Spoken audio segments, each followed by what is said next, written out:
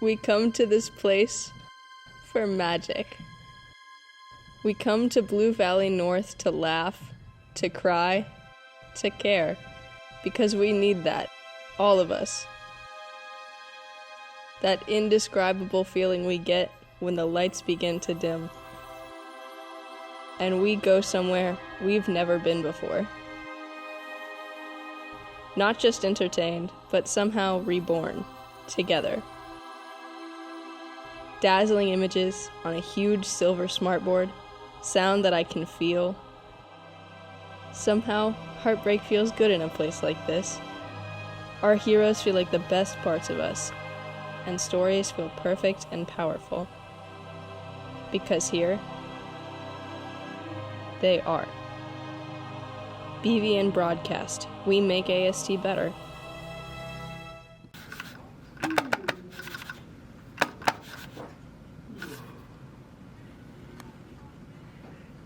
I'm Sophie. And I'm Riley. And today we're asking BVN students what staff members they would bring if they were stranded on an island. So let's go. If I was stranded on an island, I would bring Mrs. Weesey because she is my favorite teacher and we get along great, and I feel like she would help me survive and put me first. It would be Officer Morse, of course. We're like Batman and Robin. Definitely Coach Cox, because he'll keep me under control and keep me safe. Mr. Breedlove, I guess. All right. Nice. He's really nice, friendly, cool, smart. So. Wait, I can't go first. I don't know yet. Oh, Smalley. Why? Because he's a nature guy. Yeah. Trenton. Like a teacher. I feel like the story. It'll be funny. No. No, we'll keep it. I bring Coach Fritz with me, just because of her great personality. I would take Stein because I feel like Stein knows like a lot about everything, and so I feel like she would know how to survive. And I would take Miss Schulte because I feel like she would like cook up some chemical equations and stuff and like save us. So yeah. I really don't know who I would bring. Guys, this is my I'm just trying to think. I would have brought Coach Fancher, but he's not even here anymore. I don't think. Is he? Wait, he is. He's my teacher. He's not doing track. Okay, Yeah, no. I haven't seen him so long. I would bring Coach Fancher. Probably Mr. Oleg, because he's the biology teacher. He could help me like build a camp or something. Build a fire. A camp? A camp? What do you know? Like a camp.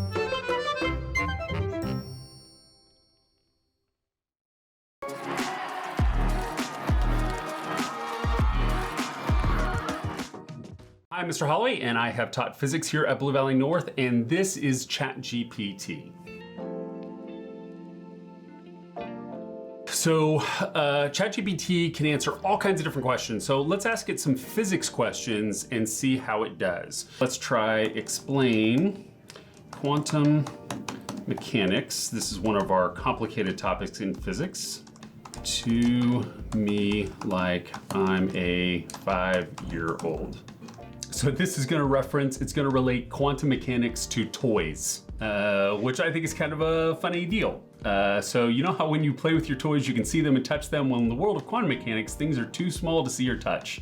So it's going to now go through how scientists try to understand the world of the really tiny. Like if you were trying to understand the movie Quantumania. Yeah, so one of the things about ChatGPT is it doesn't know things. So it's not thinking. Google has theirs, and they actually had one of their developers who claimed that their AI was alive and that it was really concerned about being turned off and dying. And they fired him because that's one of their things they really don't want people to freak out about this alive. It's not alive.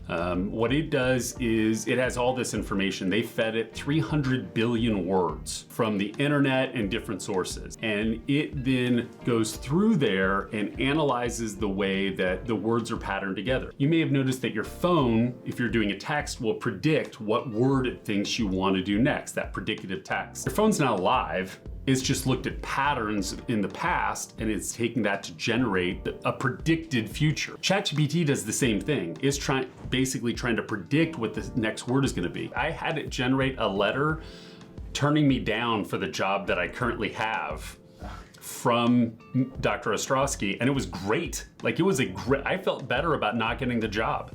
How might ChatGPT in your opinion, how do you think it'll be used to improve education in the future?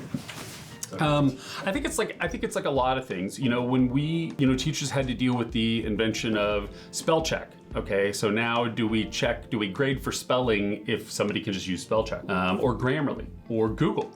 And so it's going to be a thing that's going to affect and going to change education, and teachers, like it or not, are going to have to get used to the fact that it exists and it's not going anywhere, and the AI is only going to get better. So it's one of the things that we're going to have to learn how to deal with. For things that are an assignment, you have to be careful. If you're representing work as being yours and you really didn't write any of it, then I would be just really, really cautious about that, because if a teacher catches you and they consider that cheating, that's obviously going to be a problem. OpenAI, the company that has created ChatGPT, is actually working and has created a AI catcher. To see if things were written by an AI. Turnitin.com, which a lot of times we use with Canvas, they've been working with OpenAI to work on how would you catch something? How can you tell if something is an AI? It's going to be sort of an arms race a little bit. You build a better mousetrap, and so the world creates a better mouse. You create a better AI detector, so the AI gets better at avoiding the AI detector. So I think it's going to be a constant back and forth between the producing a better AI that creates more human-looking responses and the catcher that catches those things.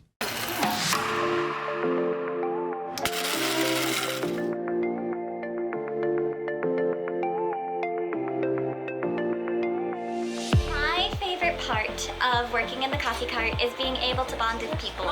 It all started with us just wanting to get more money to help our program better.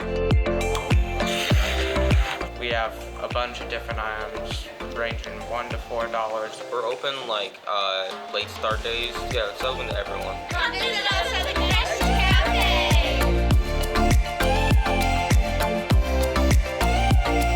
Hey guys, welcome to Skunked. We're gonna prank the snot out of some people. Here's our first contestant on Skunked. We're gonna prank the snot out of this guy. Let's wait for him to... Okay, come on.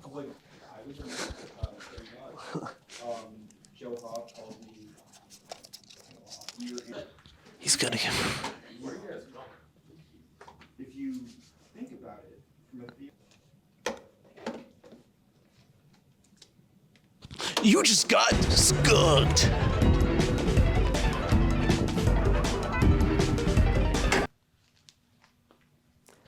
He's about to get skunked.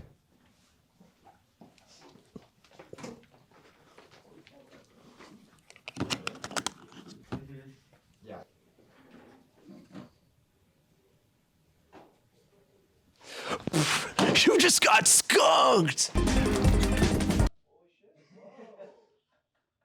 You just got skunked. Hey, this is Jimbo. Oh, hey, Jimbo. What's up? You just got skunked.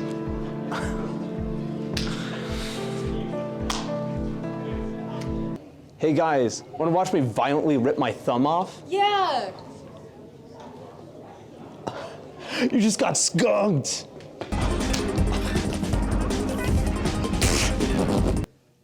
Thank you for being on the podcast for the full hour-and-a-half-hour session. Yeah, that was great. I really enjoyed it. I wasn't recording the whole time. You just got skunked!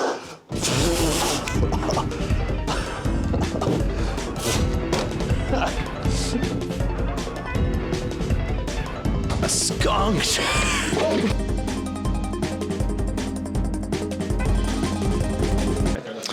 Where were you the night of May 21st?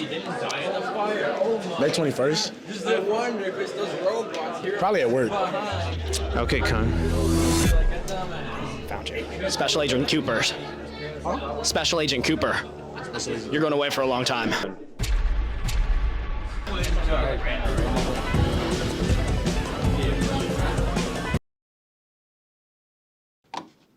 Speaking of jobs, guys, do I put my anti-southern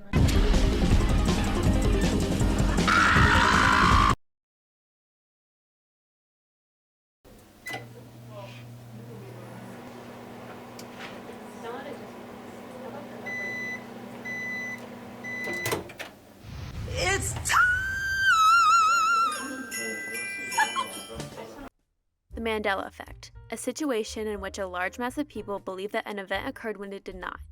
In this video, I will be quizzing different students to test their knowledge and see if they can distinguish the real from the fake.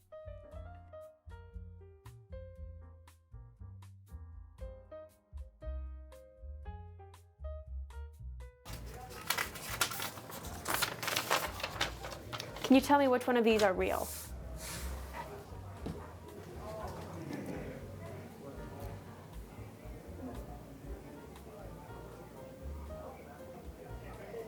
You can explain your logic too. Okay. Yeah, I'm really trying to soak in all the information that's being presented to me. Mm-hmm. Which one's the real one? Which one's the real and which one's the Mandela effect? This one's real. T-O-O? Yeah. That's actually incorrect. It's tunes. That's a point for me. Okay, this is a game.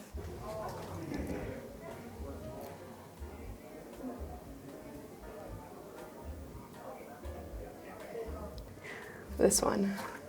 T-O-O? I think it's T-O-O. Because like, I think you would think tunes, like with the U, because it's like right, but like Looney Tunes, double O. Okay, is that your final answer? Yeah. That's incorrect. No, okay. It's tunes.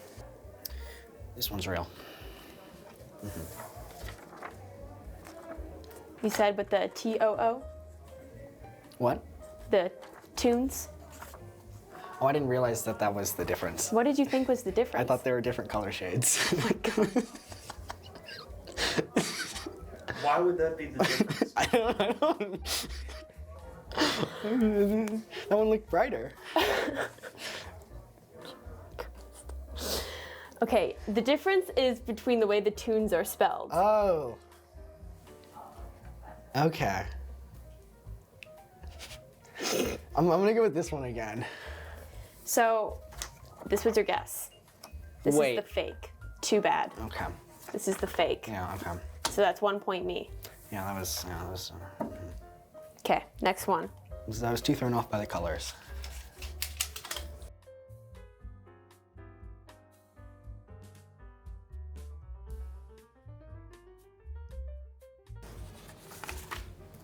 The difference is the monocle. It's not the colors? No. Okay. Go with the monocle. So he had a monocle. Yes. That is incorrect. He never had a monocle. That is 1 point me. I now have 2 points. The Monopoly Man. Yeah. Does he have a monocle or not? He does. Is that your final answer? Okay, well, you're making me second guess myself now. Can I pick him up? Mm-hmm.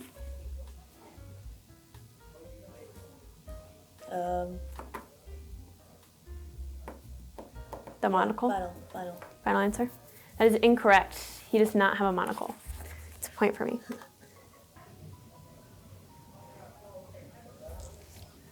This one. No, yeah, that one. That's not. I hate this game. Next, the way double stuffed is spelled. You think this is the real? Mm-hmm. Yes. That is correct. I live off of Oreos. Yeah, I bet you do. Mm-hmm. You look like you live on Oreos. It's gotta be 2. I'm like pretty sure it's this one. That one? That's incorrect. No. There's only one F. Is that actually true? Mm-hmm. Like, actually true? Yeah. Like, I looked it up and I was like, why is there only one F? But that's just the way they did it. I swear I'm like smart.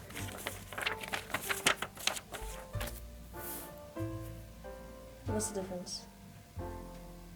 Look at spelling. Oh, I see. Wasn't it always with 2 Fs? Final answer? Final answer. That is incorrect. There's only one F. Are you kidding me? Dude, I was actually confident in that one.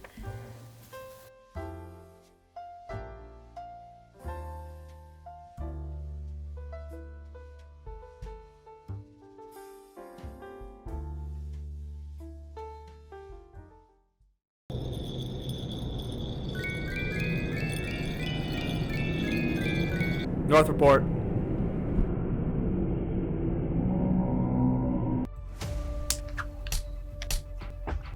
Why are you doing this? You messed with the wrong bunch. Mr. Man. Thank you for meeting me, Mr. President. You have a new mission. Find and defeat your new enemy, the Blender. Oh, and Banana Man, he's coming for you. Somebody grab me my sword. You'll need some help. Good to see you, old friend. I know how to get you out of the jam.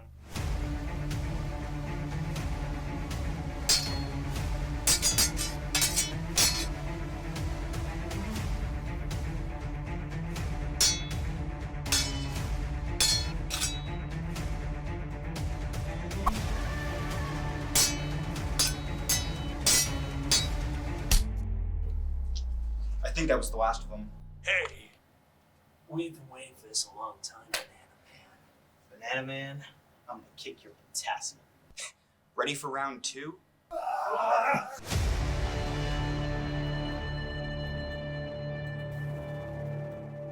Godspeed, Banana Man.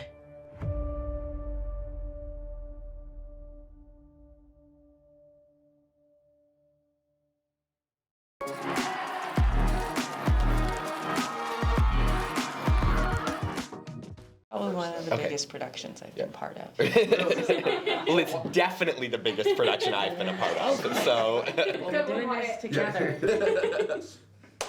Well, I'm Sharice Davids. Yes. I am the current representative for the 3rd District in Kansas. Anytime you're doing something that makes you feel like you're thriving, you're probably having a good impact on your community, or at least, hopefully. Never underestimate the power of just like reaching out and asking questions, and it can make all the difference in the world.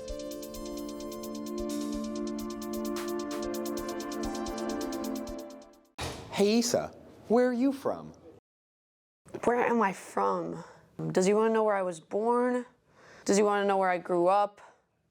Does he want to know what my ethnicity is, like where my parents were born? Does he want to know where I live now? Like, what city I live in? Does he want to know what, like, my actual, like, nationality is? Well, I was born in Merriam, Kansas, but when I was 6 months old, I moved to Spain. And then I lived there for 10 years in Madrid. But my family is, like, originally from another part of Spain, and we have a house in the north of Spain. But my mom was born in Cuba, but now I live in Kansas. But my sister lives in Paris, so I live in Overland Park. Yeah, my bad.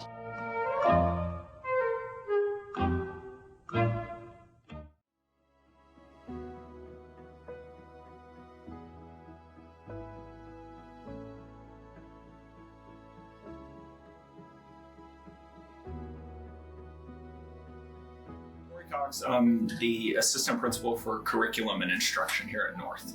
I think bullying's always been kind of a problem at any change. I think just how people bully other students has changed. It used to be physical, now it's physical, it's on social media, kids can never get away from it. I think telling a trusted adult, telling if that's a teacher, if that's a parent, if that's the SROs at school, or if that's the administrator, I think alerting somebody to it, everyone has this mindset of, I'm not snitching, that'll make it worse. And we work through that as a staff here to make sure that kids feel safe coming forward. You want to show empathy for people. You want to be there to support them when they're struggling. If something happens to you, you need to come tell an adult in the building or at home immediately so we can address it. The longer things linger on, the harder it is to go back and address those things. And that's a really cool thing, and something that I think is special about North is our student population and how they often lift up students who have maybe gone through some stuff. It's that old saying of treat others how you want to be treated, and you never really fully know what somebody's going through, and always come at it with a place of empathy of, hey, we're all just trying to do the best that we can, and sometimes life circumstances come up, but if you're treating everyone with kindness and respect, then you're going to be successful when you leave here, and we're going to have a better society and a better school culture for them. If students are experiencing bullying, and come talk to us. Come talk to an administrator, counselor, SRO.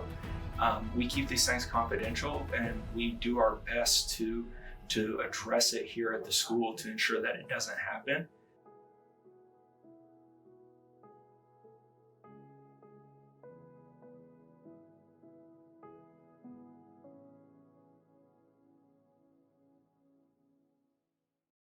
I don't watch the North Report. Neither do I. Issa, when was the last time you did speak in all caps? Fine, I'll just start talking nice and quiet. Jake really went downhill after Spider-Man. Matthew, I was going to make a joke about your videos. Then I realized there are none. All right, that's not necessarily true. All right, you see, I made one for Tracy, Andy, and Carly. Would the officers just arrest you already? Connor needs to get away from Jake. This looks like a hostage situation. Dear Barry the Bear, what is your appeal? Twitter from iPad. If I have to see one more ad for the school store, I swear. Oh my god. Wait, end of year sales happening right now. Go get your apparel. Benire, I loved your playlist video. I was so happy to see all my favorite royalty-free songs like Heavy Metal Generic 03. Oh my gosh. Banana Man should make like a tree and die. Okay, that's not very funny. Riley and Sophie just need to go back to making TikToks. Personally, I think we're good at making TikToks, Yeah, so I'm fine with that. I can't argue. Will Dent's eyebrows are bushy. Thank you. Remember when you made a mean tweets video, but your show was so unpopular you had to write your own tweets? Yes, it did. Yes, I like it. That's funny. That's funny. Oh!